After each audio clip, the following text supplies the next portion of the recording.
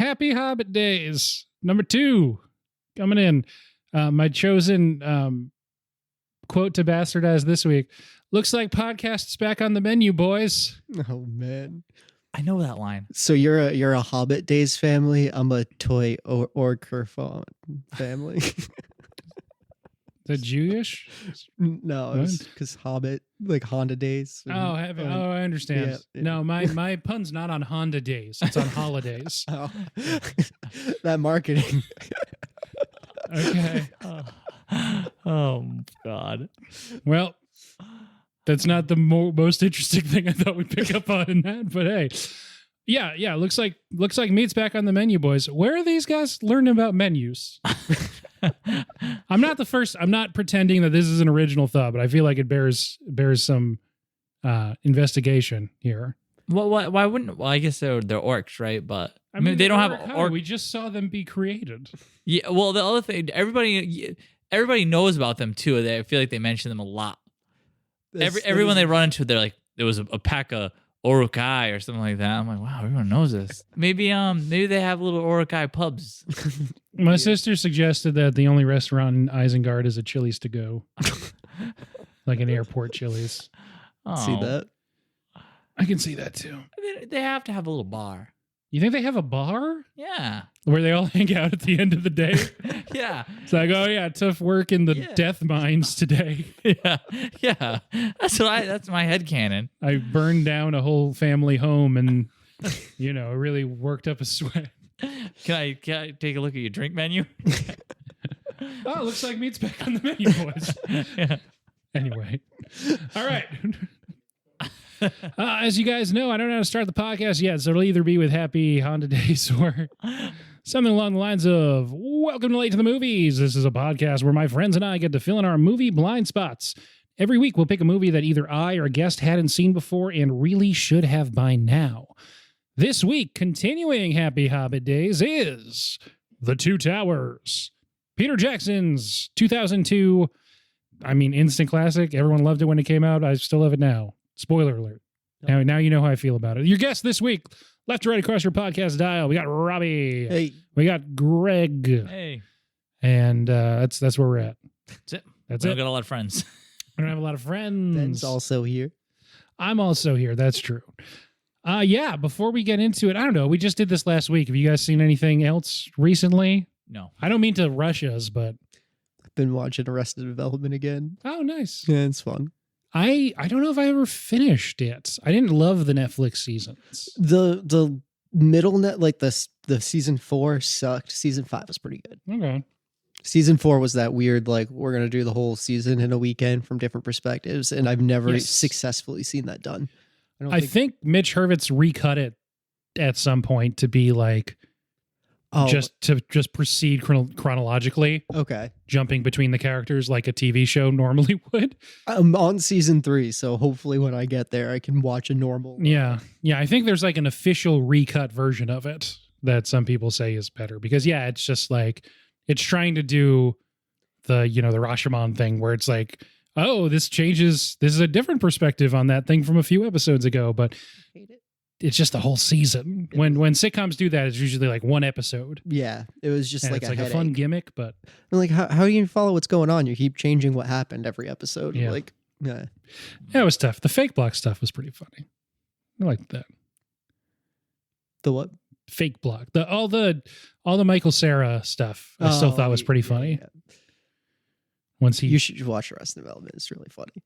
I feel like someone's told me that before, probably you. But yeah, it's really good. You've probably seen memes from all the best parts, but they're even better in context. Yeah, and just is a thing that was actually on network TV and winning Emmys and still got canceled. It's because way too weird for network, but oh well. I just got to the scene where Job is like, I heard the jury's still out on science. And I'm really surprised I haven't seen that one memed more often because it could fit in so many.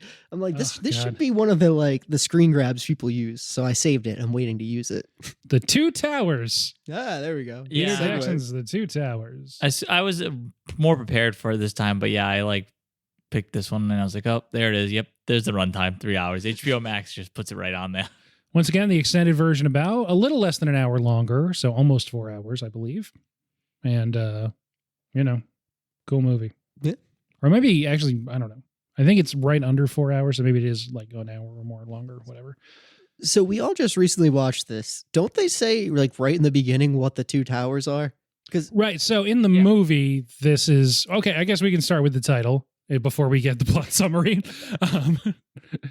In the book, the cover of the book is different towers than what it says in the movie. Okay. In the movie, they have Christopher Lee voiceover specifically say that he's talking about Barad-dûr and Isengard. Yep. Or Thank, but I don't think they ever use that. It's just Isengard. I think the Two Towers book, he clarifies in like I think at the end of the volume that becomes the Fellowship of the Ring, there's like a note where Tolkien clarifies that the two towers he's referring to are Thank, Isengard, and Cirith. Minus Morgul. I'm pretty sure, which isn't even in this movie because they don't get there in this movie. Gotcha.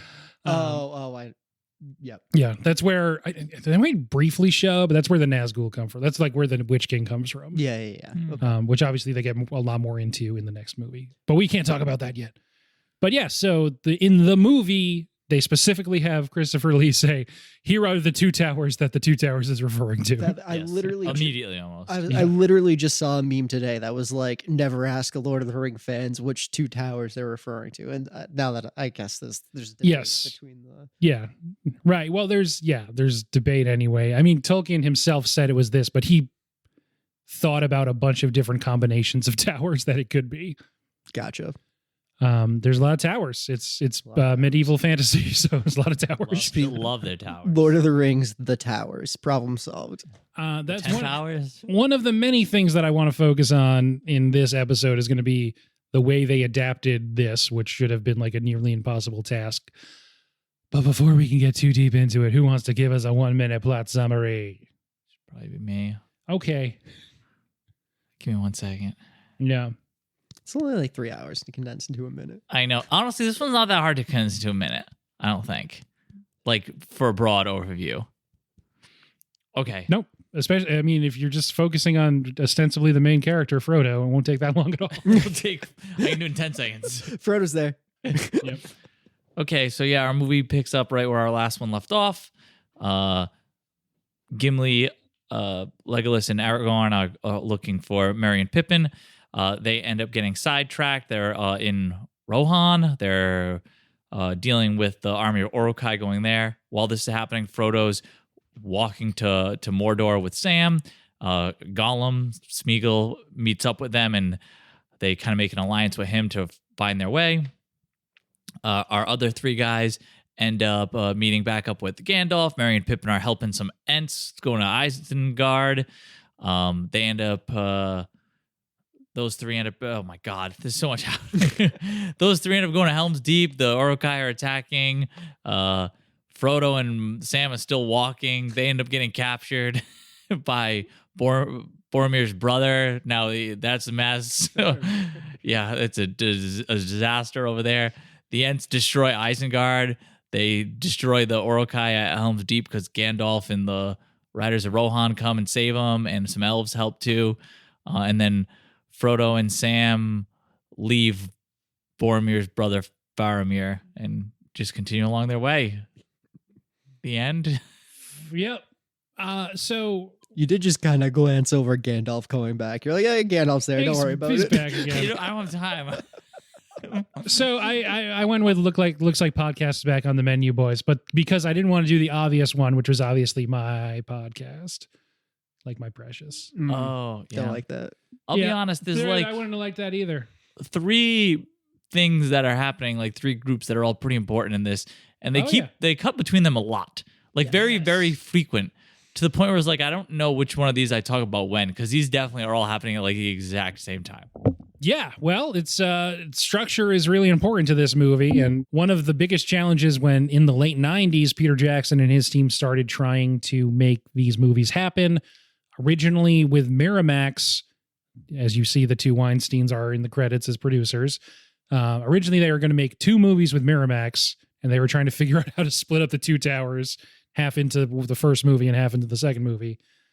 When it got picked up by New Line, That's when they'd expanded into 3 movies. But still, they had to decide where to finish it. So the book starts with Boromir's death and ends with, just in case, you've actually seen Return of the King, right? Technically. Yeah, I really don't. I don't spoil anything because I really know Okay, basically cool. nothing at So all. I know one thing about it, and that's basically 2 if you count the ending. So the her that Gollum is saying we could bring them to her, she could do it at the end of the movie. So that is in Two Towers, the book. Oh, okay.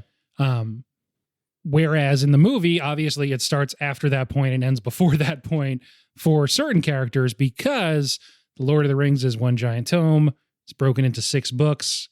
Because they can't publish it all as one big thing, they break it into 3 novels. Book 3 and 4 are the Two Towers, and book 3 and 4 have fuck all to do with each other. Book 3 is about Rohan and the Fellowship remaining guys in Isengard, called like the Treachery of Isengard. And book 4 is just about Frodo and Sam going east with the ring. Okay. Interesting. So they're very separate.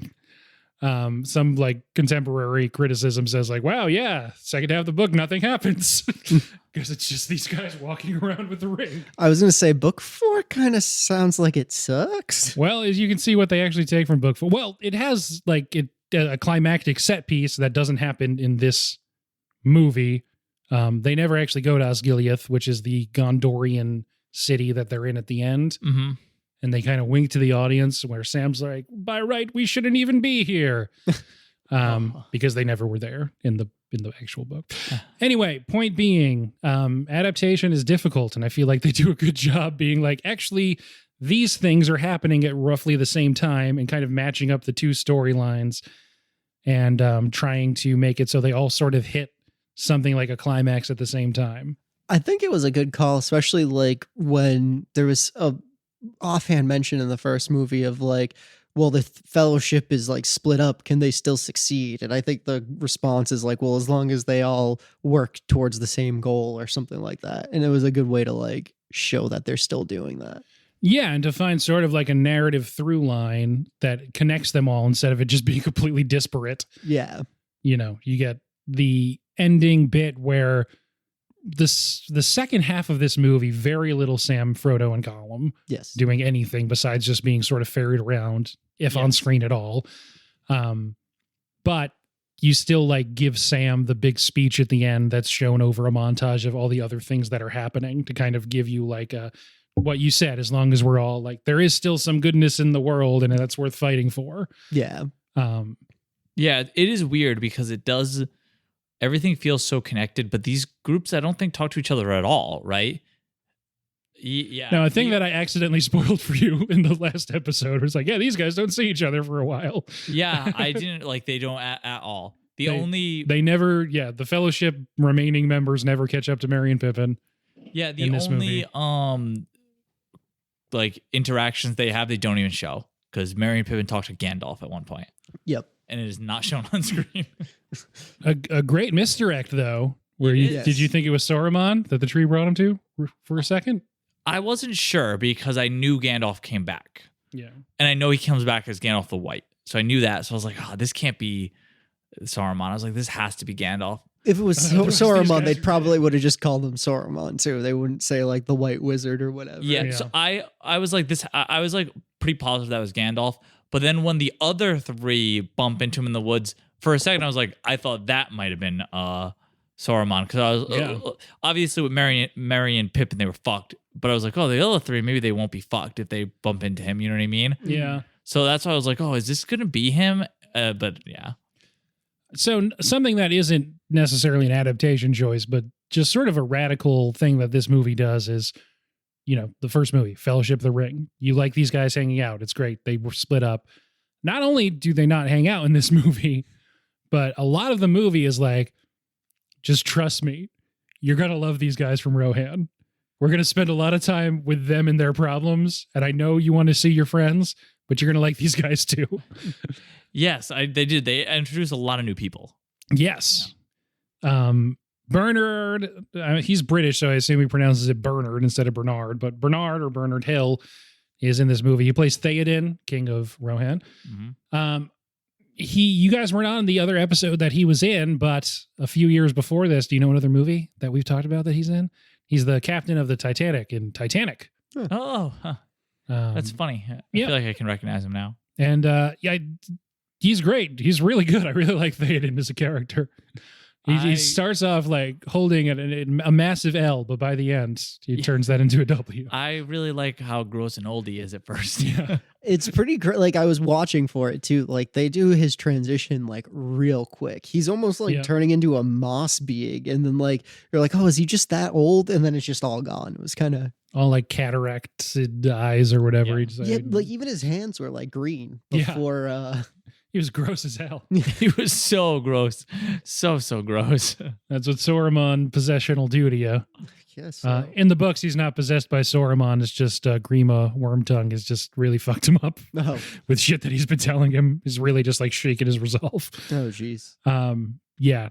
So Grima also really gross. Yeah. Also really gross, but that's just how he is. I don't know why they trusted the guy whose last name was Wormtongue. Like, where did he get this from being on? When they said a real straight talker. When they said his last name, I was like, "You shitting me? You guys trust this guy?" It's like, oh, this is Grima, backstabbing bastard. He's my closest confidant. I have to imagine that's like an earned title. That wasn't like his given name. He comes from a long line of Wormtongues. Even at the first name, like too, though. He might not say. Oh, this is Greasy Wormtongue. Like maybe my name's Grima. Maybe that's like what Gandalf calls him, but he probably doesn't introduce himself as that. There's some names in this one where I'm like, Token, you created an entire masterpiece, but like your best word you can come up for big elephants is Oliphants. Yeah, because it's all of them. Oliphants. They're just like, come on, man. Like, you could have called them anything. Why did you just call them elephants? Yeah. If you're gonna... So I don't want to move on too far from it, but just a thing you said that I wanted to circle back to. The transition that Theoden does, to my eye, seems to be, and I mean, sure, there's probably some CGI in there, but my sort of like the power of cinema mind wants to say that it's like a makeup transition, a la classic like Universal monster movies like The Wolfman, which is famously the guy that's the actor in The Wolfman went through this laborious process where he basically, they shot him in one position but applied different makeup to him multiple times. Oh, they like stop motioned him? Just, yeah, basically stop motioned his face. And that seems to be like it's going in phases when Theoden, it's not like a smooth thing. It seems to be jumping like that. Yeah, I can see that. I hope that's the case. There's, dozens of hours of behind the scenes footage on this movie, and I don't want to look up that part because I like that version of the truth. Anyway, who else is here? We got Karl Urban from, most recently from The Boys, I guess. Was he the like other dude?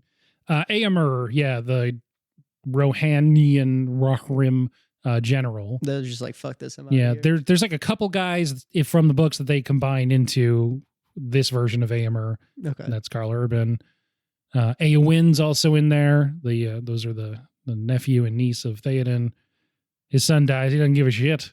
Yeah. He's got that Grima on the brain. Then he does care later. Yes, later. Anyway. Smoking that Grima.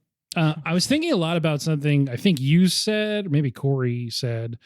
Maybe I'm thinking it was you because it was Corey, but he was sitting in that chair. He wasn't. Yeah.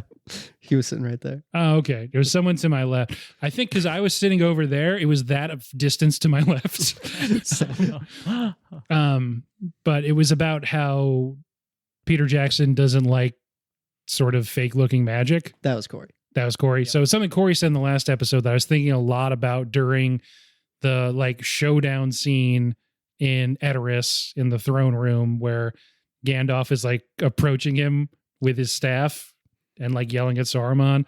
And there's no like CGI lightning bolts coming out of it. It's just a bunch of people acting like, whoa, he's got a big stick. Yeah, he can do shit with that. It's just acting. And like, you don't think, and Peter Jackson was right. It would have looked stupid with that. And actually, like, the counterintuitive thing is it is just an old guy with a big stick, and everyone's like, whoa. but it looks cooler that way. It does. It was kind of funny when he was walking in and he's like, all your weapons. Would you deny an old man his stick? He's like, no, but I would deny a wizard his most powerful weapon. What the fuck are you trying to do, Gandalf? Yeah. And it seems like they all know him too. It's just like, oh, right. It's just Listen, a walking like- stick. Like, we're cool, but like, it's just this grimy dude. He's being real weird about it. So It's the grimy worm guy. yeah, it's that grimy worm guy who's clearly like rapidly turned our king completely like off mentally. But what he says goes. Made him Should we dirty and stop gross. people from burning our villages? What? No, those guys are our homies. Fuck you, Grima. Yeah. Oh. And I don't like that they let Grima leave. Yeah. Well, it's Aragorn that doesn't let Theoden kill I him. know. It's like enough blood you has been can't- spilled on his behalf. It's like, well, I mean, I don't know if it really counts if it's his blood being spilled on his behalf. Like, it's not like a Yeah, 'cause counter then argument. he immediately runs and tattles on him. It all works out eventually, I guess. So that's that jerk is played by Brad Dourif. I've never known if that's how to pronounce it, but Brad Dourif, you might know from a bunch of things. He's in a million things, including the voice of Chucky in the Child's Play movies. He's in Deadwood. He's in a million things. Deadwood's cool. You'd like Deadwood. What else is going on in Rohan? Well, Eowyn's there too, kind of having like furtive glances with Aragorn. That's sort of her thing in this movie. Oh, what's her name? Eowyn. Eowyn.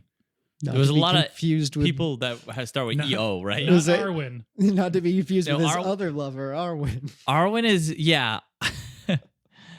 I don't want to, I mean, we're all over the place, but I really like I'm when, trying to keep it on Rohan right now. I know, I'm sorry, but you mentioned It's okay. Arwen and I just got it. It killed me. She only has like one scene in this, and it's when she's like thinking about him, and I don't know if there's something actually happening, but he's like unconscious on the riverbank, Mhm. and then she kisses him, and then the horse comes over, and I really like to think that she did not kiss him, and he's thinking about it, and this horse is like, I don't know why.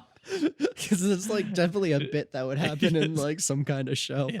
Like, are they doing this? I had the same thought. I was Is like, he gonna make out with this horse? I'm sorry. I know. Nay. Like Arwen says, if it's a dream, then it is a good dream. Yes. Yep. He's knocked out his ass. Yeah. And he eventually has to get back himself to Helm's Deep. But Oh yeah, but so Eowyn is the girl. originally a part offered to Uma Thurman. She turned it down. Later said she regretted it. But, you know, I don't know. There's no one that's like that level of famous as I guess this would have come out in 2002, but filmed late 90s, early thousands. Uma Thurman. I don't know. I feel like it would be a waste of a big name actress to like have her be in there and not really. I know, especially in Return of the King, a lot of the extended stuff.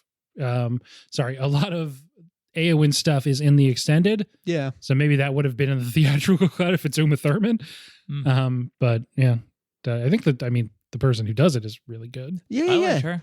She's great. No, I didn't. It's just not like if you're gonna hire one of the biggest stars in Hollywood at the time, you're not gonna give them a minor role in the movie.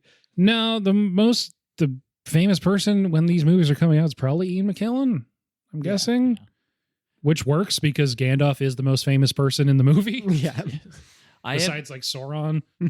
I had way too much concern for Eowyn and Aragorn's thing they had going on. Considering everything else that was going on, I was like, what about his hot elf wife or whatever?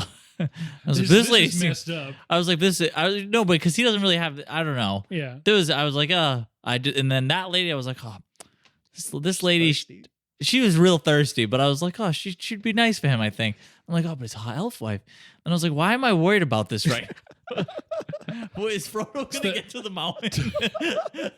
That's the magic of these movies. And that's playing into seemingly in this movie, Arwen decides to go west to Valinor with the rest of the elves.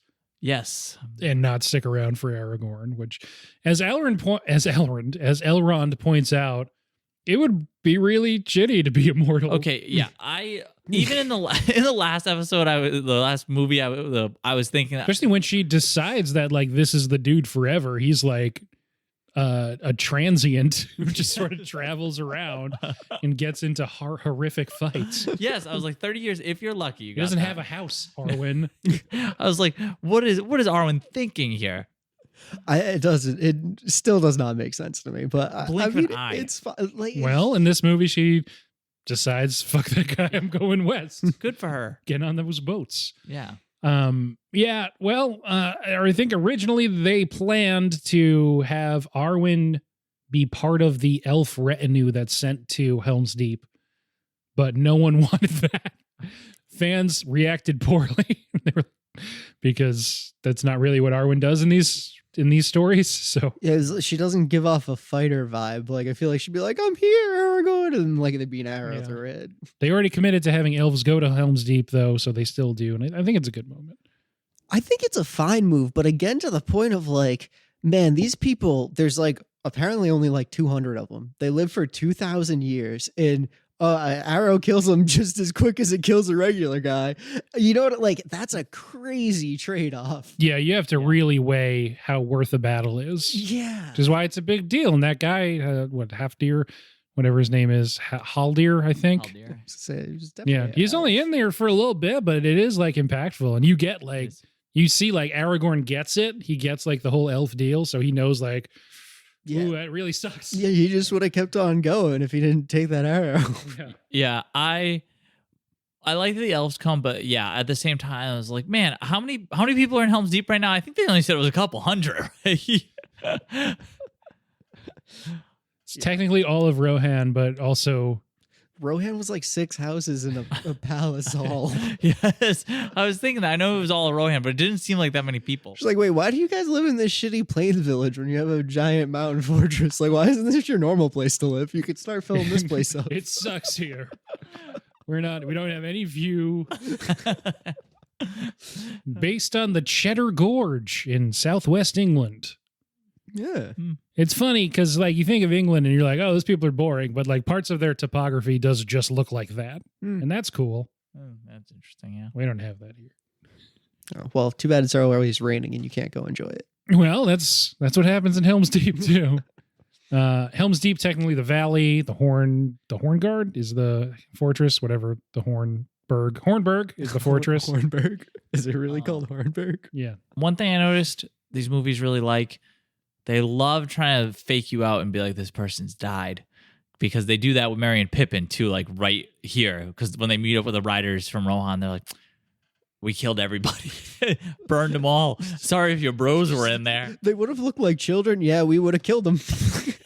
They would have looked like children. Yeah, and they'd be fucking dead right now. And I like how they weren't upset about that. They're like, yeah, that's how we it left goes. none alive. Here's 2 horses. We got you. Horses. This is about 2 hobbits, right? I mean, they're way bigger. You can't ride hobbits. But yeah, they try to fake you out because, like I said in the last one, there's a couple times they're like, Frodo's gonna die. You know what I mean? And Gandalf and this, and it doesn't work all that well when you make like the most famous movies ever. Almost as if everybody knows what characters are in them and which ones die. Yeah. So I did not think Merry and Pippin were dead. They commit to it pretty hard too. Yeah. They're like, oh, here's some burnt elvish stuff, right? An orc wouldn't have this, would it? They do commit to it hard. I mean, did it work at the time? Probably. No. Aragorn immediately figures out, like, actually, I can see these tracks, and they left. Yeah, that was fun. I'm not gonna try to dissect them, but they were right here. He's a ranger. There was a battle here. Like you're not. And they stacked all of these bodies. 400 horses. He's like really good at that particular skill. I didn't mind it. That's what he does. He's a transient, I guess. Yeah. I believe he could track him. He's right here. Look, they were here. This is where they peed themselves. You can smell it still. Hobbit pee. It's got an earthy tone. It's like, you can tell that from a grass? No, they actually left a note. Dear Aragorn, we know you're going to find this. We ran into the forest. Well, why would they go into the forest? I don't know. Maybe because it was like a million Uruk-hai that were trying to eat them. Yeah, I do like that they're like, ooh, they shouldn't have gone in the forest. They should have died and burned in this pile. It's like, well, the riders definitely would have killed them, so they made the best choice possible. They made the information they had, having never left the Shire before. They were like, which seems more dangerous in this moment? Well, not the forest. And I mean, realistically, even in the middle of the battle, what are they going to do? Like flag somebody down? Like, hey, save us! We're like, cool. oh, there's another enemy. Yeah. Right. Children, exactly, yeah. yes, stab them. But yeah, that's Chekhov's ace horse fighting crew that comes back at the end. It's led by Amber. So we probably want to save Helm's Deep for its own section. So let's switch over to Merry and Pippin. Looks like meets back on the menu, boys. Fight. Crawl into the woods, chased by that one guy. That one guy gets super murked. One guy was Fuck real that guy. obsessed with just killing them. Like all He of was his friends hungry. are like fighting. He's like, nah, fuck these hobbits. Fuck that guy. Yeah, he That guy sucked. sucked. He That guy sucked. sucked really bad. Didn't care for him at all. No, Well, it's like he was a villain. it's almost like. So they meet up with Treebeard, Yes, voiced by John Rhys-Davies, who is Gimli. That's why, if you're wondering why I sound like Gimli, that's why. Oh, I didn't even I notice. should have had a scene where they talk to each other. He does a really good job. I don't think he sounds that much like Gimli, but he's doing his like slow thing. So Yes. What'd you think of the Ents? Oh, I really like the Ents. Ents are dope. I knew there were Ents in this, but I didn't know much. I could remember like seeing Merry and Pippin riding an Ent. Yep. Like I remember, I must have caught it on TV at one point or something, like going through channels. But I knew Merry and Pippin are like on the Ent at one point. Yep. And that's all I really knew about this. I honestly thought all the Ents were gonna die or something, because it seems So like did they're they. mostly because they say it too, and like I'm like, oh fuck, all the Ents die, I guess. But it seems like they're all kind of fine in the end. Yeah, this is really hard to kill a giant tree. It seems to be, yes. They don't have enough self-confidence. Not to jump ahead to Isengard, but one of the hardest lines you'll ever hear a living tree say, the Ents go to war and most likely to our doom, the final march of the Ents, and the music swells and they're running. And next time you see them, they are just fucking clearing out some of You these look guys. at like the logistics of killing it. It's like, all right, I guess you can like spend 45 minutes trying to chop through the middle of it. One of them gets lit on fire, and that works for Yeah. what, He's 2.5 fine, though, 'cause seconds? they break the tank. Yeah, it's like- my thought was maybe they knew that he had the army, but the army happens to not be there. Oh, okay. Yes, That- that's a good point. The Uruk-hai aren't there. I guess 10,000 of them trying to chop down an ent goes a lot quicker than a handful Yes. of guys. Yeah, they happen to go when there's nobody fucking at Isengard, like at all. Yeah, Yeah, It's, they it's have no way really of knowing it's just that. like the maintenance guys that are still there. The blacksmiths. Yeah, but Yeah, they wipe out the janitorial team. It's like the whole war engine that they've left pretty much unguarded. I'm not even supposed to be here. Yeah, I mean, there's still orcs there, but yeah, I think we assume all the Uruk-hai Yeah. are at Helm's Deep. So I'd imagine he probably left like at most 100 behind. Like he sent his. Yeah, whole- he seemed like most of the force wasn't there. So that's what I assumed, is they got lucky. bringing that dam down is such a cool move.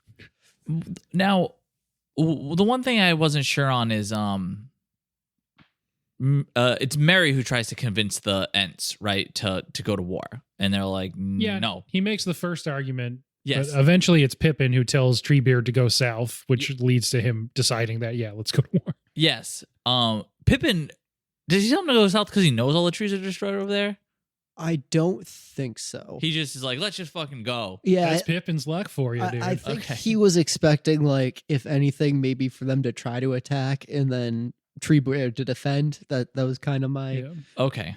But I don't think he had any idea the trees were destroyed at that point. Closer to danger is further from harm, I think he says. Yeah. Mm-hmm.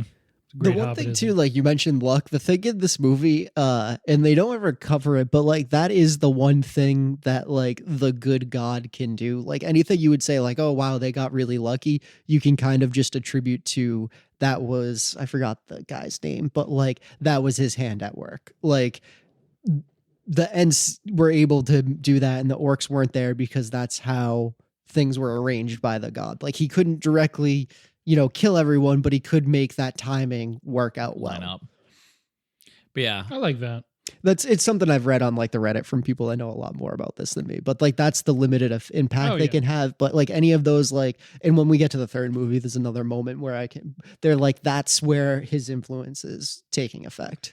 Yeah, in case it has, I don't think this caveat needs to be stated, but just in case there's any like actual Tolkien scholars listening, I'm sure we're getting a ton of stuff wrong. But Sure. basically just mostly movie stuff and some, trivia facts about differences is what I know. Yeah. I know nothing. Yeah, I really perfect. liked the Ents like council and them being So all good. slow and like Their we've whole decided reasoning- you're not orcs. And they're like, fuck. Wait, that's what you were talking about? I think in the books, they're just like, yeah, we'll help. So I like really- that they stretch it out. I love the like, and they're like, if there's anything worth saying, it's worth taking a long time to say. I thought that was like a really cool like point. I don't know. That was really But yeah, I really like that because obviously it's funny. And also I really like when Merry is yelling at them to go to war because I feel like that's the first thing that Merry and Pippin have done. Because in the first movie, it was just them like ruining everything up until the end when they give Frodo the chance to escape. Yep. That was Peter Jackson's reason for making them not immediately like agree amongst themselves to go to war, is because otherwise Merry and Pippin are just there and not really doing anything. This actually gives them an active role Yes. and like it was a providing. good decision. Yeah, it is. Oh, for sure. Yeah. It's much better for those characters. I love that they're like throwing rocks at orcs in Isengard. Yes. Yeah, they're like there, and he's like, "Good shot," and they're just like, The Ents are like hucking boulders, and he's like hitting like, yeah, Yeah. Ugh, good stuff. Good stuff from those boys. They made a big puppet, I think 14 feet of like the top of Treebeard. And not always going to be like, and there's lots of behind the scenes footage, but this is actually worth seeking out. They're sitting, I think, on like bicycle seats, but they are actually being lifted up by a robot and like moved around like that. that's really cool. While John Rhys-Davies is like doing live the Treebeard voice and doing his lines, and they're like up in a tree being swung around. It's yeah, apparently they would just leave them there between takes and when they went on break. Yeah. Like, yeah, it's probably too difficult to get you guys out of that robot. So. We'll throw a sandwich up to there to you. Yeah, but I don't know. This is, I think, rewatching Fellowship for the last episode. I was like, yeah, man, Pippin really just doesn't do anything helpful. He's in the middle of a lot of important moments and fucks them all up. It's like you weren't supposed to go on this adventure, and you're just ruining it for He everyone. just ruins things in the Fellowship, and then Merry is just along with him basically. Yeah. Until the very end, they do help Frodo in the end escape. Yes, that's a good moment, but that's all Merry. Pippin doesn't know what doesn't like immediately grasp what he's doing. Oh yeah. And if Merry was, and he does help, but if Merry wasn't there, he wouldn't have had that idea, I feel like. Yes. But yeah. And then I think it's good. Pippin is better in this, and then he's very helpful in the next movie. So. Do you think his name is an intentional play on like he always like pips in? You know, I don't know. Like that's what's been popping through because like that's why I got his nickname, because he just never shuts up. He's always pipping in. I mean, I think it works. And Mary's just going along and being Mary. Yeah. But they don't like really do that much. So their whole thing is just them getting dragged by the Uruk-hai for a bit. Yep. Meeting Treebeard, going to that little council meeting, and then fighting at the tower. And they stretch that over 3 hours. But Yeah. I don't know. It was weird because I don't feel like there was ever a point where I was like, We didn't need this. where's Merry and Pippin? I haven't seen them in so long. You know what I mean? Like they really do like cut you back and forth so much, but you don't. I don't know. They do. I don't know how they did that. A lot of my notes, once Helm's Deep started, I started taking notes, and I had them like formatted differently. What if it's Helm's Deep or whatever it's cutting back to, and it'd just be like, oh, this crazy stuff happens. Legolas does a surfboard move with his shield down the staircase. They're back with the tree boys. They're talking it out. And okay, now this other crazy stuff's happening. And it's like every sixth bullet point is, the tree boys are still walking around. So for this movie, I knew, like I said, I knew the Ents because I remember Merry and Pippin riding them. And I thought I had seen the Battle of Helm's Deep because I worked at a place where someone would rewatch it over and over and over again. Interesting. But I didn't realize, because of how much it cuts, he was only watching one section of the Battle of Helm's Deep. There's only one part of it that I had seen. I was going to say, because they stretched the Helm's Deep battle over the last like hour of the movie. It's like the last hour. No, I watched like a 10-minute section of the battle over and over and over again. So most of it Good. I hadn't actually That's seen. fun. That's I think when we were first talking about parts you've seen, I mentioned like, oh, the surfboard shield riding, and I think you were like, no, I haven't seen that.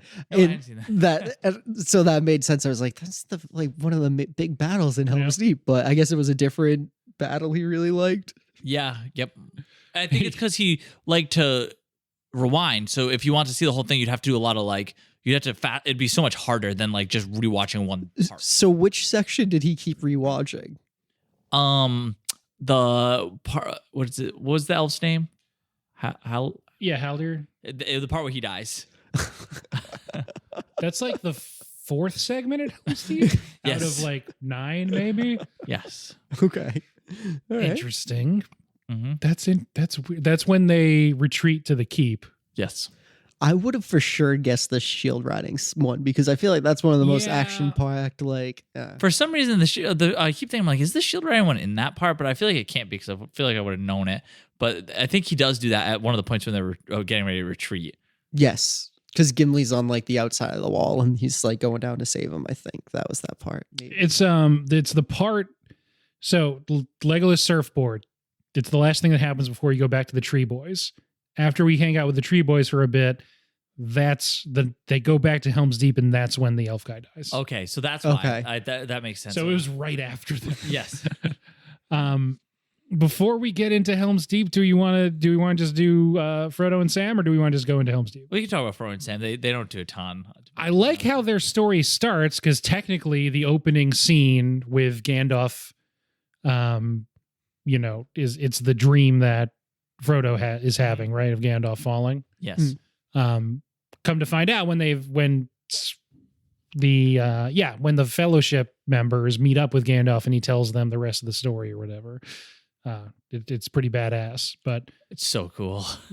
yeah, the opening is Gandalf. It actually shows him falling and he like catches up to the sword and he's being a badass. Yeah. Yes. And has that amazing shot in the underwater lake cavern Yes. of like super far away and you just see the light coming down from the Balrog. Yes. That's a cool way to start a fucking movie. It was really cool. And Sam and Frodo are lost. How did he end up on a mountain after all that? He's like not even a real person, you know that. No, I know. Sometimes they're on mountains. The logistics of like how Gandalf he fell into the water. I get that. And then like when he's talking about being dead, he's he like, said something about traveling through like space time, basically. okay, Yeah. That's he does. That's what he does. He said he lived like 1,000 Earth like lives of a planet. Yes. And then Yeah. it's like, oh yeah, they used to call me Gandalf. It's like I have had a lot of friends since the last time I saw you guys. Yes. Done a lot of cool shit that you'll never hear about. But yeah, no, he's sort of just like drifting into the collective unconscious. I don't know. Whatever. Anyway, yeah, so these boys are lost. I do like that they just start like that. They're like, well, fuck, we don't know how to get to Mordor. This looks familiar. It is Sam, you idiot. We've I hate seen you. this rock before. I'm gonna yell at you so much this whole movie. It's the ring. I like what Elijah Wood does with Frodo in these movies a lot. I feel like he doesn't get a ton of credit because there's a lot of other stuff happening, and I feel like this movie, a lot of it Viggo Mortensen owns, and then especially in Return of the King. But I still like what Elijah Wood's doing with Frodo, and Sean Astin as Sam. They're really good, but they make a new friend in this one. Mm-hmm. I assume just through cultural osmosis, you knew about Gollum. Yes. Cool. I did know him in My Precious stuff. Yeah. I liked Frodo a lot more in this one. Not that I didn't like him in the last one, but just anytime you had to see him, it was just sad in the last one because he's just so sad and not that he wasn't in this one. Honestly, he was like angry and like I don't know. He had a lot more emotion to him than just defeated. Yes. So I like that a lot, and I do feel like Elijah Wood does really really well with it. And it was nice to see him like be nice to Gollum because of that like speech that Gandalf gave him. And I like too that he's like, because I don't know how much they into it, but like he keeps telling Sam like, oh no, we gotta try and help him. We gotta try and help him. Like I gotta see that we can Yeah. save him. And Sam's like, well, we can't. You know, look at him. He sucks. This guy's the fucking worst. He's the fucking worst. And every time I'm like, well, yeah, he's got to see if he can save me. That's what he's going to end up like soon. Like, what do you mean? Of course he has to know if he can be redeemed. It's like, yeah, we have to know he can be redeemed. He's like, well, I got bad news for you, Mr. Frodo. He fucking can't. Anyone like that should die. And Frodo's like,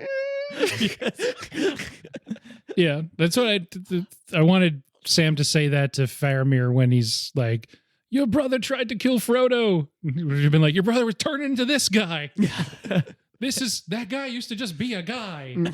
Like your brother. Yeah. But yeah, so Gollum, he's one of the, craziest, most interesting performances. I don't even know what to say about it, really. He's weird. Did the actor win anything for that? No, of course not. I feel like it was really good. Never. No stunt people don't have their own Oscar, and it feels like they should, looking at like the fight scenes of this one. And certainly no motion capture or voice artists. So Andy Serkis gets hired to do the voice of Gollum. Don't they like put him in a suit, and isn't he like actually crawling around and stuff? Eventually, yes. Okay. They originally, so in Fellowship, you can see that they have a model for Gollum, and it doesn't look like it looks like in this movie. Yeah. Because they cast Serkis as it. They have Serkis on set to do like, they film each Gollum scene twice, and Andy Serkis is in one doing like Gollum stuff. And then another one they film that he's not in there so they can put a CGI character in there.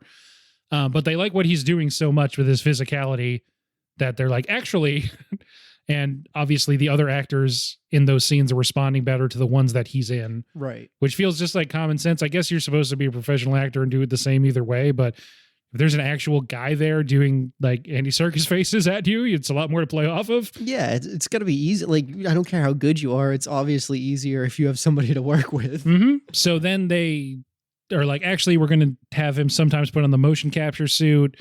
They use they like rotoscope color or draw over the scenes that have already been shot with the new Gollum that they make, because the new one they make, actually, I don't know if this is like a nice thing to say about a person, but they make it look like Andy Serkis, which is why they made a new version of Gollum. So it looks like Andy Serkis, so it can like mirror his facial expressions that they recorded him doing. So it is actually him doing like the motion capture, and a lot of his facial stuff they're mapping and having the Gollum CGI creation that they've done do it. It's like fucking electric, the scene where he's talking to himself. I do like this. So good. It's really good, especially because like I don't know if before, but characters like that I feel like have been done a lot. Characters that talk to themselves and act kind of, a little bit like that. But I feel like he does it really, really good. They do a really, really good job where it's not like way over the top or anything. I think it helps too because you have Frodo there the whole time, like feeling bad for him and like reminding you to like pity him. So it makes him. I don't know if it's more believable or what, but I feel like that helps a lot that Frodo's there. Because if Frodo wasn't there, I'd be like, fuck this guy. I hate this guy. He sucks. Why is he so? Why is he like crazy? But like, it's you could kind of just see like, oh, this is just like a broken person. Like they're just deeply, deeply damaged, and it's not 100% their fault. Yeah, I think it helps too because we've seen The Ring do so much already that you can really see how he got to where he is. Yes. And I feel like it just makes his character a little bit more believable that you can see this. Yeah. Yeah. Man, that's a cool character. Do you think, also not my idea or joke, but I saw recently a tweet saying, like, do you think it made George Lucas really mad to see how well embraced this CGI character is after just a few years after what happened with Jar Jar? Jar Jar was a horrible, horrible character. He's like, look, there's a CGI guy following these guys around. Everyone loves him. He talks funny too. He has a weird voice. He's kind of the comic relief a couple times. I don't know if was he? Well, this is George Lucas. Oh, yes. Oh, man. George Lucas is so dumb. We hate George. No, we like George. George is just a guy, you know. But yeah, so they meet up with Gollum. He immediately leads him to the Lake of Doom. He's a shortcut. This is the death bog. I mean, you can see like how big the dead marches are, that if you were to go all the way around instead of right across, it would take longer. Oh, much longer. And it's mountains. It's not like easy terrain. And he does mention, he's like, none of them come here. It's totally safe. Yeah. As long as you don't go, Asterisk. Yeah. as long as you don't follow the lights. Yeah, I really like that. That was really cool. And Frodo like falling in, and Those visuals are dope. it's so cool. Even before he sees like the ghost zombie people coming at him, it just the kind of just under the surface dead bodies that you see. Oh, they're looks really so cool. cool. They're really cool. Yeah, and like that's pretty realistic as far as like actual bogs go. Like that's Wait, what? no, well, like bodies are they pull bog bodies out all the time. That's where we get our most but there's preserved mummies. It's not this many bodies though, is it? No, Most no, bogs no, have this many. Yes. Not to that extent, Okay, but not to this extent. But no, like that's how bogs work. Is like the bodies would be preserved. There, Right, yeah. there is those methane bursts. Like you Okay, really I like see what you're should saying not now. follow the lights. Like it's like I don't know. We're just not used to bogs, but I'm not used to bogs. This is news to me. that's I don't know. I like when there's like an element of realism in the fantasy. I don't know. I think you're right. I just didn't know that about bogs. Yeah, him falling in. It's when you remember that Peter Jackson got his start making like Sam Raimi style low budget horror movies. When he gets to depict dead people or zombies, he really seems to enjoy making them look like this. I really like that where like they look like a normal person on the surface, and then like you can Ooh, see yeah. like Yeah. Yeah, It's that got was- kind that of was like really the cool. like the rotting mouth thing that Benedict Cumberbatch has in his zombie form in Doctor Strange 2. I like that the Nazgul have a fucking dinosaur dragon looking That's things right. now. Oh, what are those called? I forgot. There's a name for them. Yeah. Nazgul. Pterodactyls. No, yeah, there's a name for them. I don't know, but that thing was wicked cool. Especially too when they're yelling about the Nazgul coming. I'm like, oh, these fuckers gonna ride their horse through this bog. And I was like, oh, okay, no, they have Yeah. fucking dinosaurs. They're fell beasts. fell beasts. He Wow. said it's a fell beast, I think. Gollum might. When I googled it, it's in their early days they ride on horses. Later they ride on flying monsters, which Tolkien described as pterodactyls, Oh, okay, there you go. which is kind of hilarious. But Felbeast is Yeah. probably the name they were given. It's just funny because you were like pterodactyls. Like, Son That's of a what I mean. bitch. I was like, dinosaurs. They're you know what I mean? Basically. Sam says potatoes. Yes. Potatoes. I like their back and forth. It's When just he Sam being says an I- asshole to him. Yeah. Yeah, all the things he was saying. Yeah, it's fucked up. These guys shouldn't hang out. No, it's funny too though, because I don't mind when Sam does it. Because I feel bad for Gollum, but obviously he still sucks. And Sam's just so awesome that it's okay if he's an asshole to Gollum. well, Gollum's being real gross about it. He's like, oh, Gollum's just real gross. fucking suck the blood out of this rabbit. It's like, oh, that's disgusting, Gollum. He's gonna make it. Singing terrible songs when they're trying to lay low. Just be cool for 1 second, you jerk. Just could you not be creepy as hell for I- 1 minute? Can't believe when Gollum gets him to the Black Gate, the Frodo was like, we're just going to go in.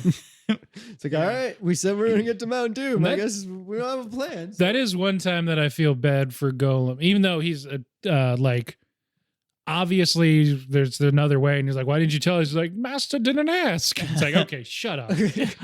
But when they're like mad at him that he keeps pulling them back down when they're just trying to run into an open field, it's like, okay, actually he's good. He's right about that part. Don't do that. We covered this in the first movie. One does not simply walk into Mordor. And they're just going to walk in. It's like, well, Boromir was wrong about some things. Maybe he's wrong about that. He didn't know everything. Like, oh, when is this gate ever going to open? It's like, well, probably the next time there's like 1,000 people coming in and out of it. You want to go in any one of those times? Like in Gollum's defense, he did specifically say, "Take me to this gate." He didn't say, "Get me into Mordor safely," which he should have said. Well, and then like he's about to walk in. He's like, wait, this was your plan? No, you can't do that. I thought you wanted to see it. Yeah, I thought you just wanted to take pictures. This was like a tourist thing. You're like, what are you doing? You're walking in? No. And to be fair, if you like, are a Grand Canyon tour guide and someone says, take me to the Grand Canyon, and you take them there and they start running at it, you're going to be like, wait, hold on. Whoa.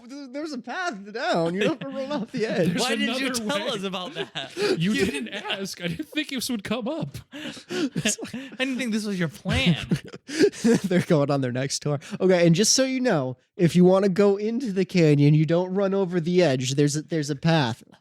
Okay, Yeah. obviously you don't. You don't. Not the devil's advocate for Smeagol here, but I think that is you can tell that's not full Gollum. That's some Smeagol in there. Who's like, this is what you told me to do. You didn't tell me your whole plan. I'm not privy to what you're doing. I thought you had a plan once we got here. That's true. They didn't really ever tell him, like, Mm-mm. I think they just said we're gonna destroy the ring and can I you don't take even us think to the black I don't even think they told him that. I don't think they fucking told him anything. Oh, they're just, can you take us to the Black Gate? Okay. Yeah. Okay, now time to go into Mordor. Wait, you want to go in? Whoa. And again, in his defense, you know, he definitely should have been like, there's other ways into Mordor. You know there's that big glowing eye that's gonna see you immediately, right? Yeah. But that's like a Gollum thing is, other people don't know there's other ways into Mordor. Mm. But he's just crawling around these mountains all the time. All the time. I was For assuming it thousands was of years. I was assuming it was because he escaped after they tortured him. Right. But okay. Yeah. But like if you're gonna go into Mordor, I guess there's a big gate. Mm, You don't necessarily know there's other ways. yeah. Assume But Gandalf knew this dude would be important. Maybe Gandalf did. Maybe. He said maybe. he said Bilbo's pity might Yeah. decide the fate of the world. Who knows? And he didn't say he would decide it in a good way. No. Okay. They end with we didn't even talk about Faramir yet. I don't No, like we this haven't part. This part's basically added. It's not really in the book. Oh, interesting. Faramir essentially he's more of like a contrast to Boromir, where he's pretty quickly like, ooh, I don't want to be around that thing. Yeah, that That kinda thing sucks. Peter Jackson thought that it was actually not a good vibe to have in the movie that someone like doesn't want to be around the ring, because the whole point is everyone wants to be around the ring. And he thought that would sort of detract from that a little bit. Oh, interesting. And then also they needed to stretch this out. Well, I like that he initially wanted to be like the ring, and then kind of like got that like. Yeah, it takes him a lot longer in the movie though. Oh, you mean in the book? Like he just immediately was like, "Oh shit!" He's like briefly tempted, like everybody is, but it's more like Aragorn. okay. He like looks at it real hard and then is like, "This is for you." You would I don't want expect this. more people to be like that, because it's just like, oh, so this is just pure evil concentrated into a ring. Like, Right? I don't know. No, it's the ring. It makes Yeah. you want it. But I mean, they make I think a good enough argument that Faramir isn't necessarily a bad dude. He's just really desperate, and Gondor's in a lot of trouble. Yeah. I am so sad that they spent a whole movie trekking into Mordor, and then Faramir just makes them leave, right? He brings them to Gondor, Mhm. right? They left. They have to do it all again, right? Yeah. Yeah, pretty much. Yeah. Right. I mean, it's a neighboring, right? They're like Osgiliath is not far from Mordor, but it's not like they were in Mordor, right. But they were at the gate. yeah. When they like show you the maps, they seem to be like It's really close. though. Yeah. this far. Well, I don't know. There's no Yeah. measure on the map, but like as close as anything else is Yeah. Gondor to. Yeah. All right. Oh, you actually kind of see that from. Oh no, there's the next movie. Never mind. Well, they show you. There is a scene. I forget when it happens, but it shows you a bird's eye view of Osgiliath before it even tells you that's what it is. But and you see like the shadow coming over from Mordor, and you see Mordor's right there. Yeah, like they could from Osgiliath could still see like the mountain. So Yeah. still sucks, but it's not like back to the beginning. Yeah. He doesn't send him back to like the mines of Moria, which would be funny. Anyway. Yeah. So that's essentially it for them besides the ending. So let's talk about Helm's Deep. Before we get off, We're already Faramir. over an hour. Oh, I did see this is a meme that's Faramir is basically like when one of your Boromir's D&D character died, and they had to come back with a new character sheet the next week. Faramir. How many Boromirs is this? It's the fourth one. It's a Faramir. But anyways, This is the third time he's died. This is Faramir. All right, let's put Faramir behind us for now. He's in the next movie too. It's probably not that shocking. Yeah. But no other spoilers. Yeah, I love the battles of Helm's. The battles. Damn it, I already fucked it up. It's ruined. I love the Battle of Helm's Deep. I love how when they're going there, it's really setting you up for the geography of this valley. It shows you a lot of times how everything is just coming to a point at this fortress. They go into like the deeping walls over there. No one's ever breached it. Wink. Yeah. They talk about, then you also have Grima talking to Saruman saying like, but there is a culvert. There's a small hole under the wall there. And it really sets up a lot of the geography. This is something we talked about in the Die Hard episode almost exactly a year ago. I feel like geography, I shouldn't say I feel like, that makes it sound like an original thought. I'm sure someone else has thought of this. But just I think generally in an action movie, knowing geography is as important as knowing like where out of bounds is in a sports game. Yeah. You know, you need to know what you're working with. And to set up one of the best action sequences in any movie ever, it's really nice to know here's where all the people are, here's where they're positioned, and here's the impenetrable wall, and here's that hole in the wall. Here's that hole. One thing Just sucks their engineers weren't a little bit better and couldn't have put that underground. Like, just did a lot of. I think the thing is, it had never mattered before, and it wouldn't have mattered. But as soon as Grima tells him about it, he's like, "Oh yeah, and we invented gunpowder." And they tell you that right away. They tell you about the hole. They show you the whole bunch more times. And I don't know if it's because a lot of stuff's going on or if it's because the movie's long. Totally forgot about the hole. Or like, I think I remembered the hole, but I forgot about the gunpowder until they like drop it there. And I'm like, oh, wait, they can just blow this wall up. It's a big problem. Yeah. Although, to be fair, they probably could have blown the wall up without the hole. I don't know if the hole was the deciding factor there when you had that much gunpowder, but I guess it gave them a good angle to blow things up. But they definitely could have blown I mean, with that much gunpowder. like I was expecting one bomb, and they just keep fucking stacking those things. And then their Olympic torch guy comes out. Yeah, I have it written down as like the Olympic torch run. Yeah. I always forget that he does like Superman dive at the end. Yeah. And it's so good. It's such a, I don't even know is if it's funny or just cool or what, however I feel about it. I feel very strongly about it. It's awesome. I would love to know what the motivation structure is for the Urukai, because like they just told that guy like, "Hey, you're gonna go dive on a bunch of bombs. Like that's your job." And he's like, "Yes, boss." Like, is there like a heaven they go to? Do they get like 72 virgins or something? Like, what's the Urukai? They're essentially slaves. So Yeah. You're supposed to feel bad for them, Robbie. Can you tell? In the lead up to the battle, I feel like there's so many good scenes of them walking around and everyone keeps like being negative, and eventually Theoden's just like, "What do you want me to do? We're here already. They're coming." He's like, that's not going to work, Theoden. He's like, "What the fuck do you want me to do then?" I love that scene. Yeah. Even like the other thing too is everyone's depressed the whole time. And I'm waiting for someone to give a big speech. I'm like, they're gonna everyone just gets more depressed. Everyone just gets more depressed. And then it like culminates with Aragorn being like, "You got to do something." He's like, "Do what? We can't go anywhere." They're all on their way here. They're going to be here in like 2 hours. What do you want me to do? But the one thing he does is Aragorn's like, "You could send for help." And he's like, no.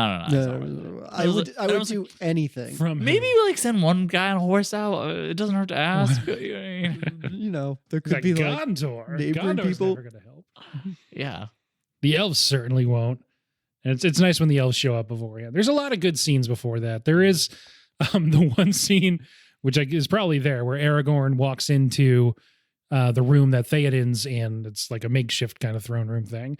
And there's just a gratuitous slow motion shot of Viggo Mortensen slowly like opening the door and just like walking in smoldering. And you're like, oh, they know what they're doing. This isn't an action sequence. He's walking in the room to have a conversation, but it's in slow motion. Very funny. I love when he goes up to the kid and he's like, "Can I see your sword?" And he like hands it to him. And I can see on my TV that this is like a pitted, not sharp, very not a shitty good sword. sword. And he's just like, good sword. very good sword.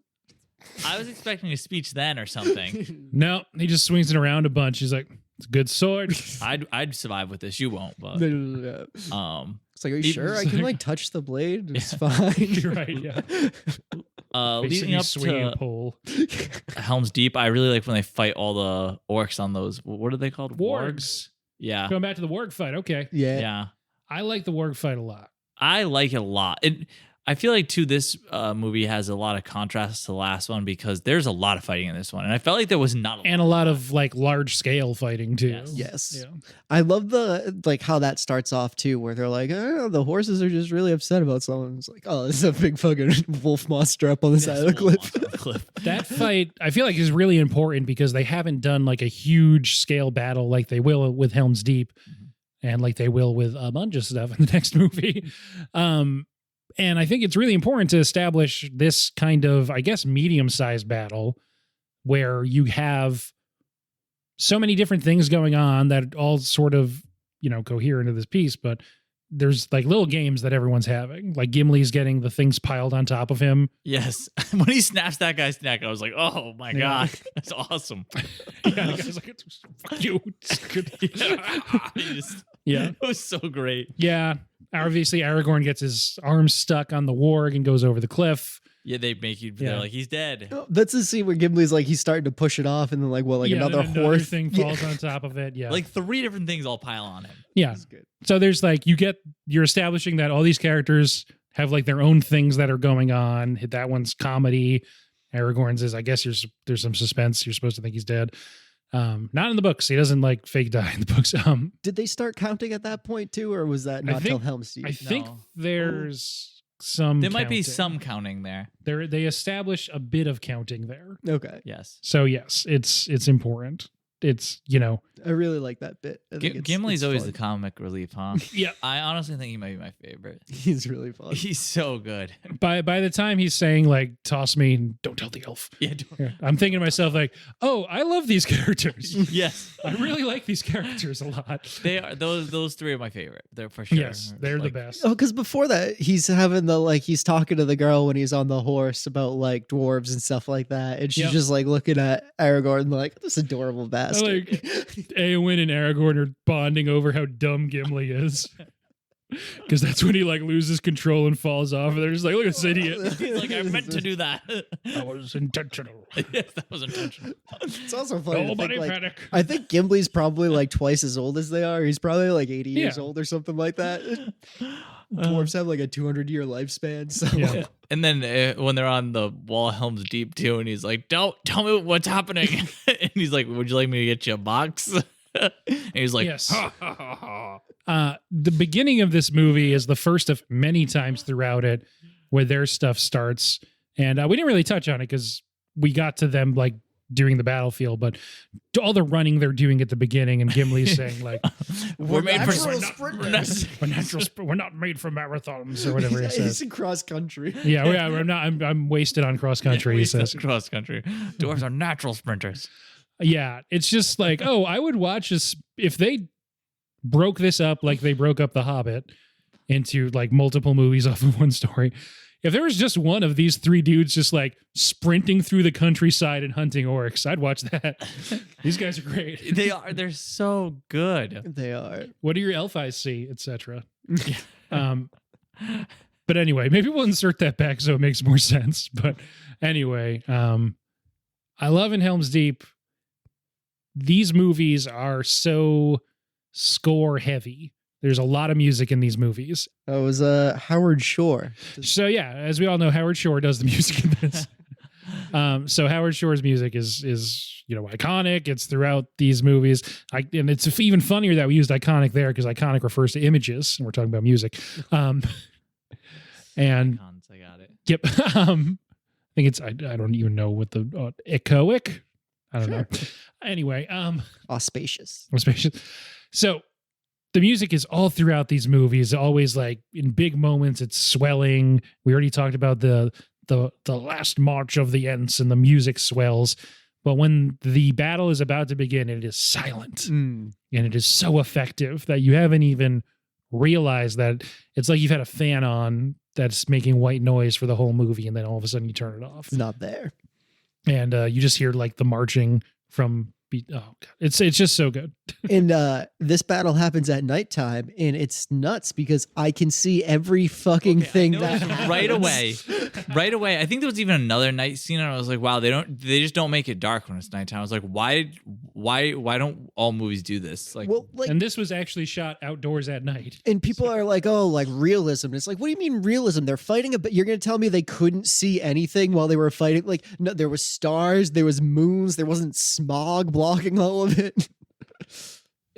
I don't understand why every movie isn't like this.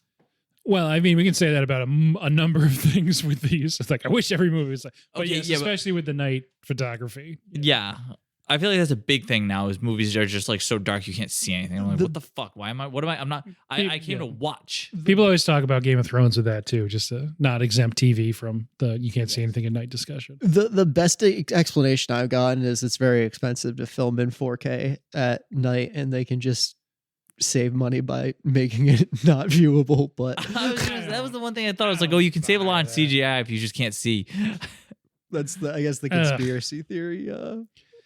Yeah, I guess. I mean, I always think about with that Pacific Rim how all the fight scenes are at night because it's like giant robots fighting giant monsters, and it is easier to do CGI at night. Anyway, yeah, that movie was CGI. Yeah, that wasn't real. Whoa. Well, not real. What was I going to say? Yes, it took them about 3.5 months to film Helm's Deep. Wow. They were filming nights, so they were like, into the wee hours of the morning or whatever the New Zealand expression is. Filming, lots and lots of extras. And 40% of New Zealand, I heard. 40% of New Zealand. Whatever. There's one of the like special features with Viggo Mortensen. He talks about like he started keeping track of how many times he was killing each stuntman and like the different guises and stuff. And he said, I don't know how many it is, but I know I've killed all of them at least 50 times. That would be a fun out of context quote. Yeah. There's all kinds of stories of like, I think in the Wikipedia, it says that they started swearing at each other in Maori, all because they were just there. You're just standing there. They're like spraying water on you. It's 4 a.m. You're cold. It's nighttime. And so just to like pass time, they would be like singing songs and stuff. That's really just because there's so many extras and they're all in layers of makeup and wearing armor that even though it's not real is probably still heavy. Oh, sure. Yeah. So it's just, these scenes are incredible. It's just, there's some miniature work and first perspective stuff, but they still, you can tell when they're on that wall, this is a set. This isn't CGI. I was going to ask if they built that like. It's so cool. Yeah, it looks really cool. All their like weapons of war stuff too. That when they bust out the big ladders that like go. I didn't even know the ladders were going to fucking like accelerate and become huge ladders. Bigger ladders. And the first couple at the beginning when they're dropping the ladders on too, and like they kick a couple ladders over, and be like, oh, this would be awesome. All these the Urukai are climbing the ladder. I just kicked this thing.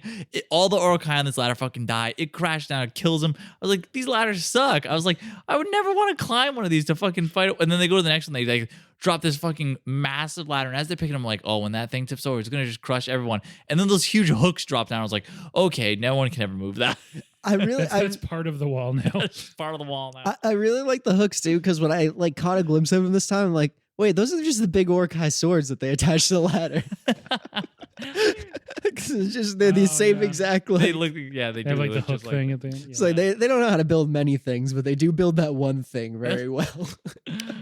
Oh man, so it's I actually did kind of write down big moments as they happen throughout this, but it's cutting back and forth. It's doing some other stuff, but for the most part, the meat of it is from before the battle. I guess they improvised the stamping of the staffs or whatever, the weapons when they start like pounding them on the ground before the fighting actually starts. That through them returning back to the keep and like all is lost and they're sad is pretty. I mean, there's some interruptions with checking out the Tree Boys, but that's kind of it. Then there's a pretty big section with the Tree Boys, and you see the hobbits in Osgiliath, and then that's when they're like, oh, it's daytime, and they come back out. But All that being said, this is a cool sequence. What are some moments that you guys like besides the ladders and obviously the elf dying, which you've seen so many times? I didn't like the elf dying. I love the first couple volleys because it really made you think like, damn, like they could just like take these guys, like they took out like 1,000 of them right off the bat, like with the first like 3 volleys. Like if they weren't able to get on that wall so quick, that really would have been a very, like even with 20,000, that would have been really difficult to take. If they didn't blow up the wall. Yeah. And they could just keep like kicking ladders over, shooting arrows at them and stuff. They were in a pretty good spot. Yeah. He was right to feel a little cocky. That's about the point, right? Yeah, no, because like it's like 300 people, and he's like, it's really hard to take this wall. And it's like, oh, okay. But they do a really good job of showing, like, yeah, they had to get very creative to actually take them down. Yep. Yeah, they do. There's a great moment before the first shot is fired by that old guy who just kind of like lets it go. Yeah, that like you can see he's like shaking. Yes. And I think noticed that's as just soon like as a cool moment. As soon as he drew that bow, I was like, it's all these elves and that old guy. I was like, that guy looks like he can't even hold the fucking arrow in because he's already like shaking. And then like 30 seconds later, pew, I was like, oh.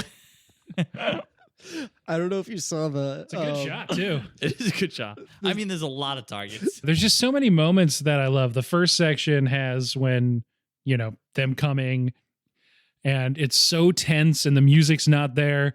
And then they're panning across the wall, and you see that Gimli can't see over it. All the comic relief stuff with Gimli is just so good. He fucking kills it in this movie. He does. Great. He just crushes it. It's so good. I didn't mention this last time, but it's not the first time we talked about Jonathan Rhys-Davies either. He's Sala in Raiders of the Lost Ark. So Indiana Jones's cool friend that has a lot of kids. When they start counting is really good because Gimli starts. He's like, I've already gotten 4, and I'm at 19. 20, 21. I mean, it makes sense. One guy has an axe and no range, and one guy is the best marksman in the world potentially. I love how everyone's like not terrified, but like not happy that the orcs are on the wall, and his first reaction is like, "Yes, finally, get more up here! Yeah, bring them to me!" Yeah. Oh, so good.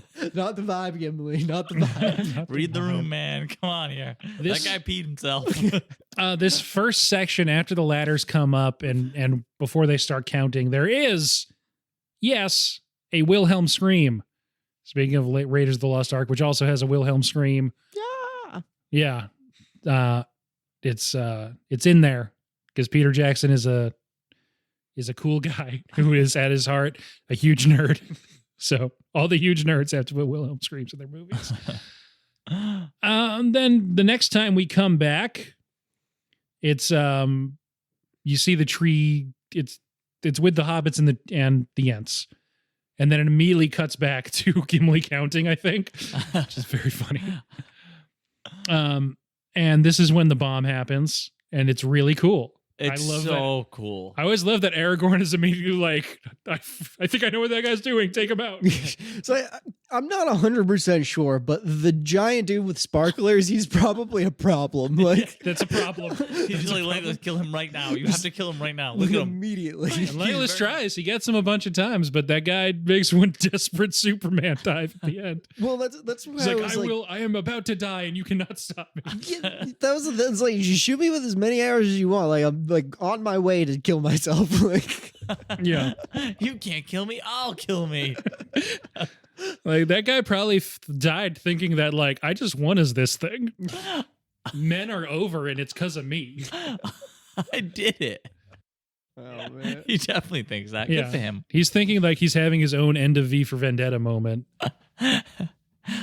Meanwhile, they only had a couple hours till the sun came up, I guess. And shit was done for them. Man, yeah. This is also when you see the shield guys who are like, have made like an iron caterpillar going up the ramp. And I love that you start seeing them fall off and you're like, what's happening? And the battering ram comes through and you're like, oh, the battering ram was just knocking their own people off the ramp because fuck it. That's how little they value each other. They don't have a high value on orc life. Yeah. Which it's like terrifying, but it's really funny that like they decide to show you all these people falling off and you don't know why. And then the battering ram pokes out. And yeah, I love all those scenes with the battering ram. Battering sometimes they're good dramatic devices. I don't know. Yeah, I like that the defense for the battering ram is like there's people on the other side of the door. They're like, just push the door. Just hold it in place. I love that they blew up the wall and still were like, but also this other door. Like, I feel like your It's a efforts more were direct path. better spent. Like, you guys all could have just caterpillared through the hole in the wall. You don't want to let them amass their forces at any one point, I guess, if you outnumber them. It's all sectioned off. So they got through a wall, but they had other areas they still couldn't access. Oh, that was like the outer wall, and the door was probably to the city or Or something. the keep or something. Seemed to be, yeah. That makes sense. Yeah, they have to keep breaking it through more and more spots. And this is also, of course, with this sequence ends with Gimli jumping off the wall into a bunch of people and Legolas doing a surfboard.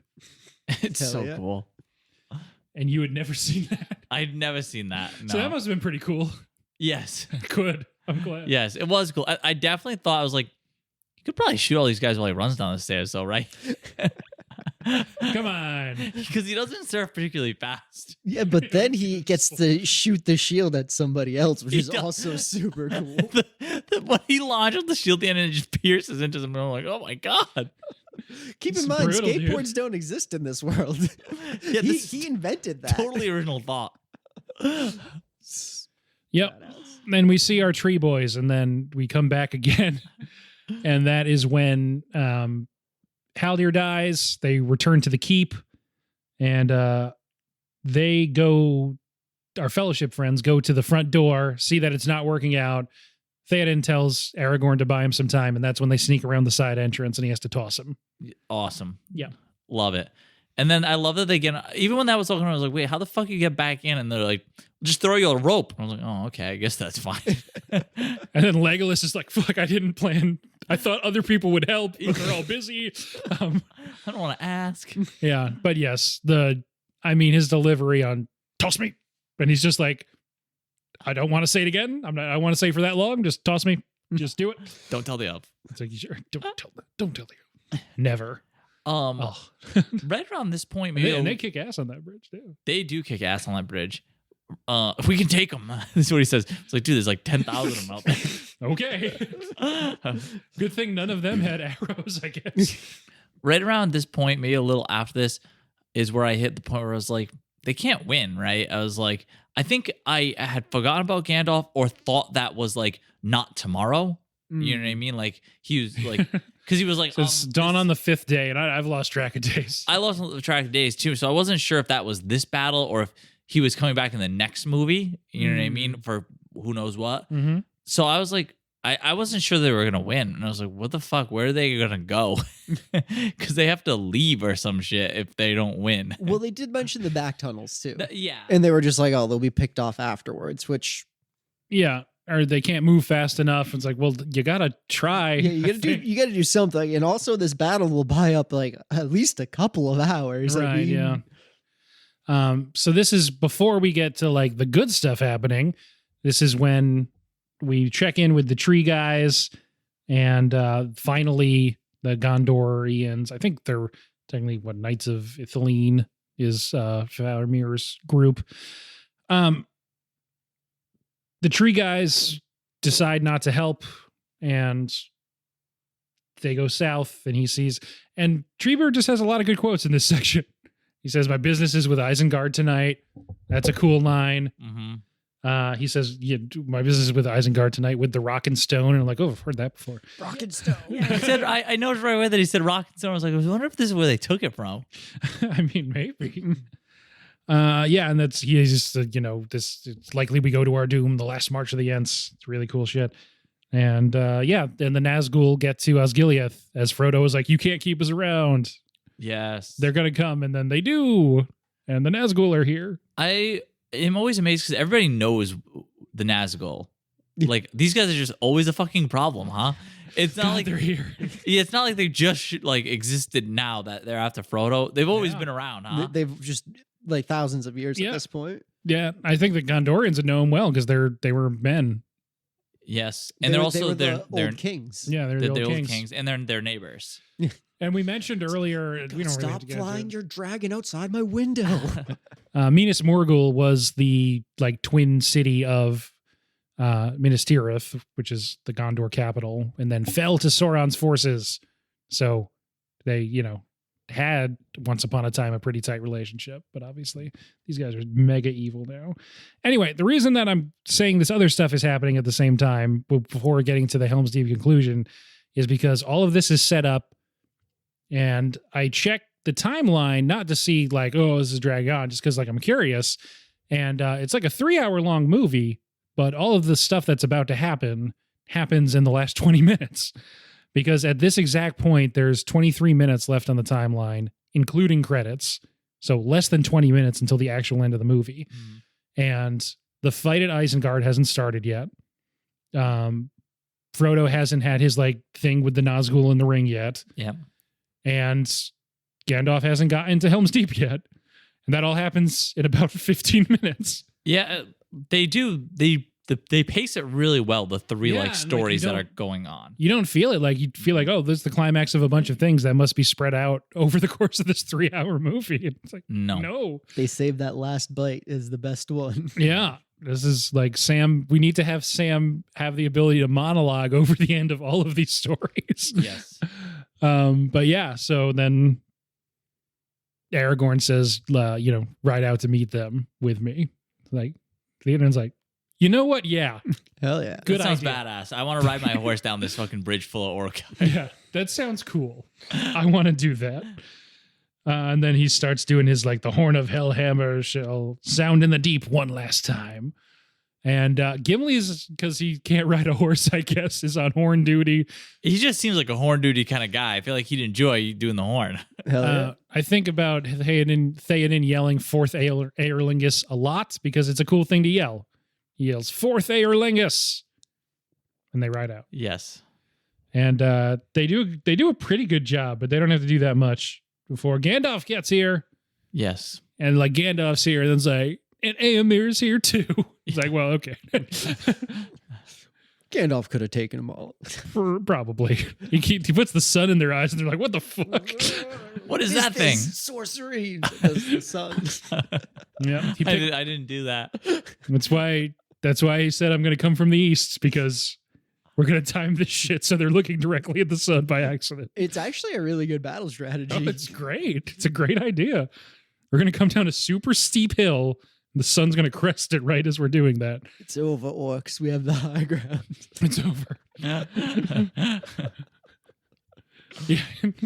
Like, never! It's funny because like I have seen people call it like a Deus Ex Machina when Gandalf shows up, and I'm glad you mentioned. No, it's not though. He told them he was going to do that. I was going to say like I was paying attention this time. I was like, no, he's literally like, I'm going to be back in 5 days, and I'm going to go. Like, obviously he's going to go get the Riders of Gondor because he was like, should we get the Riders of Gondor? And he's like, they're too far away. And Gondor's just like, fuck you. All right, I'm going to take my King of the Horses. I'm going to we haven't mentioned that he has the King of the Horses yet. Shadowfax is a cool guy. We all love Shadowfax. Yes, I was a little worried when he's riding down that hill. I was like, King of the Horses can't get hurt by the orcs, right? I was like, nah. No, there's no way. No, the King of the Horses. I was like, because they're running at him, they all have spears out. I was like, They're like, oh no, look, he can just jump right over these guys and crush them. It's fine. It's the King of the Horses. But yeah, he does specifically mention. I didn't like forget. I just wasn't sure when that was. Yeah, no, for sure. Yeah. Well, in the lead up to them riding out from the keep, you do hear the voiceover going, look to the east on the dawn of the 5th day. Yes. They're like, oh, I bet Gandalf's here. But yeah, that's such a cool moment, and they do that. And then in the extended cut, they run into the Fangorn forest and get eaten by trees, I think. Oh, that's cool. I think the other thing that made me worried too was when I was getting concerned that I was like, they can't win. It was still night, and I didn't think the battle was going to go to morning. Gotcha. So I was like, oh. Yeah. Right. Gandalf's going to be real sad when he gets here. Yep. And we basically already talked about the ending of everything else. So the ending of Helm's Deep is cool. I love that charge down the hill. It looks really cool. It looks really cool. And you're like, well, you know what? If there's actually like a strong fighting force on that side and people charging down the hill at them, they're not in a good position. No. If they had been able to plan a little bit more too, like it would have been dope if they had like giant boulders up there they could push down at the orcs Yeah. for it. But like obviously they had like 300 dudes just to defend the fort. But there's a lot of like in normal times of fun stuff they could do with that setup. It's a very defensible setup. Yeah, it is a really good setup. And yeah, if you've whittled their numbers down enough that reinforcements can come and just like be on the other side of them, Where are they gonna go? Fucked. Yeah, man. Good movie. Especially cavalry versus infantry. Like that's not a fun battle. Nobody wants to be on the cavalry side of that battle. And then we have, Frodo doesn't put on the ring. Sam pulls him down the staircase so the Nazgul doesn't like attack them, I guess. And then you have the Sam voiceover, and then we're basically done. The last little scene is them in the woods, and Gollum's like, "Ooh, I gotta murder them." And Smeagol's also like, "Yes, we gotta murder these guys." Yes, they want him. He feels like he betrayed him, so he's gonna murder him. Well, he's not gonna murder him. She is. She is. Oh, she could do it. She could Yes, do her. it. Yeah, I love that the two sides of him get on the same page in that conversation. Yes, It's great. It's good stuff. yeah. So they're in the forest. He's leading them there. The other guys are all still in Helm's Deep, right? Yeah, the other guys are still in Helm's Deep. And then Merry and Pippin are. Merry and Pippin and Isengard. I guess like that they're the Ents and them are winning. I guess it doesn't really show like the official ending of the battle. So like we asked last time, what do you think happens next? One more movie. So I know the very end. I know Gollum falls into the mountain. Okay. I know that there's an army of ghosts or something. Okay. I have no idea how that connects to anything. That's really that when Ben was asking for spoilers for like to give you like one spoiler, I was gonna say something about Ghost Army because I was like, that's gonna fuck with them, but you apparently already knew that was. That's the one thing I know about the movie is that there's a ghost army or something, or there's like a bunch of ghosts that fight. And I was like, I don't understand what that has to do with fucking anything, how that is going to play in. Oh. So, yeah, so I know the ghosts. I know how it ends. I think that's legit all I know about that movie. I have no fucking idea how Merry and Pippin get anywhere. Right. Now I'm getting suspicious that nobody fucking makes it to Mount Doom except Frodo and Sam and Gollum. But I feel like they all have to meet up in the end. I just don't understand how that it's going to fucking happen. I have like no idea what could happen in this movie. I am pretty sure Gollum's leading them to a spider, a giant spider or something, because Robbie mentioned spiders last time. Did I mention spiders last time? Yes, you said something about spiders. No. I think you said that you thought they were in the two towers, but there weren't any spiders. So I'm thinking it's spiders. And plus he said she, and I feel like usually when there's some kind of monster that's a she, it's like a brood mother of some sort. That's fair. So then I'm thinking spiders. I don't know though. I'm literally assuming they're just going to be trekking with Gollum to Mount Doom. They must realize at some point that he's trying to kill them, but have no better option. I'm assuming. It seems like Frodo's at the point where he doesn't sleep, so they don't have to worry about him killing him in sleep. But I have no idea how Those bags under his eyes are just getting worse and worse. I'm assuming they're going to our like 4 other characters have to go to Gondor though. I have no idea. It doesn't make any sense to me that this could. The conclusion I know that happens, I don't understand how we get there. Well, I'm excited to rewatch it as much as I'm excited. I'm excited for you to find out. Yeah, so I'm actually Cool really movie. excited. Yeah, It's crazy to be like, okay, we've watched 2 really good movies. We haven't given them ratings yet, but I hope you guys agree. And the next movie is the most awarded Oscar movie of all time. I know. I think that's the other thing that makes me like so pumped about it. Yeah. Oh, yeah.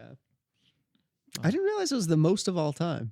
12. It won 12 categories. Damn. My bad. It's 11 wins. It only won 11, not 12. But yeah, I have no idea what's going to happen. I have no clue how they get there. Like I said, I can't picture a way that they all end up at Mount Doom. But I feel like it's going to be weird if they're not there. Yep. Questions we all have. Yes. I feel like Gimli will have funny things to say about Mount Doom. Well, I'm not going up there. Got little dwarf legs and I feel like this is maybe the episode in which we've most focused on what actually happens in the movie. Yeah. Because we really did, even more so than the last episode. And we managed to do it in half the time they did. That's a good way to put it at the end. I had the best game I've ever made. No, I'm kidding.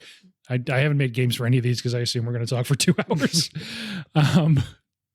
Ratings? Let's give this one some ratings. We all gave Fellowship of the Ring 5 out of 5 of something. So what will we give this? And then I will upload our scores to Letterboxd. I think I gave Fellowship a 4.5. You might have given it a 4.5. You did. Okay. You gave it a 4.5. I'll start. 4.5 out of 5 towers. Oh, no. All right. Well, I'm going to need some time to think about mine then. Yeah. I mean, it's 5 out of 5 meats that are back on the menu, comma, boys. Can I do 0.75? No, you know this. Well, You've been on every episode. all right. Well, 4.5 out of 5 worm tongues. But asking to do 4.75, would that imply that you liked this more than Fellowship? Yeah, I'm on a steady scale.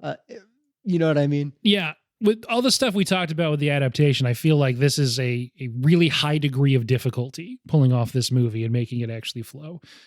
So I think it is maybe the most impressive one, but I don't know. I'll see how I feel. I know I'm giving Return of the King a 5 out of 5, and I feel like I take away build. from that if I, you know, like I think I like the last one better than this one. really. It's okay. Uh-huh. Okay. It's for a first time watch. I think that makes a ton of sense because you're like getting to know the people and stuff, and Yeah, I feel like there was there's a lot more of world that. building, and this One was a more- lot of battle. Yeah. Honestly, This is a lot of action. Yeah, a lot of action. The last one was like great none. It was action. all world building. Yeah, it was great action. But the last one was all like world building and meeting people. And like at the end of the last one, I think I probably could have told you all the characters they introduced me, like their names. And then this one, any of the new characters that they introduced me, I was like, ooh. Except for Faramir, because it's basically Boromir. With I remember Faramir actually. Like, his name's a lot Yeah. like Boromir. I guess from this one you really just need him, Theoden, Eowyn, and to an extent Éomer for the next one. Is all you need to know. Yeah, I forgot Eowyn, Éomer, and Theoden. And then Don't forget they Or at least, introduced Gandalf the White.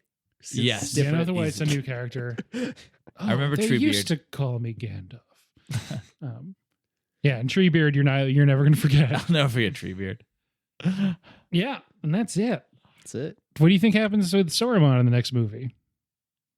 Oh, I didn't even. He's got to be. He. I think he dies early in the next movie. I don't know though. I was hoping they were going to collapse this tower and kill him, but I was like, his tower is pretty big. I don't think you're going to collapse to a couple of rocks. This is a big tower.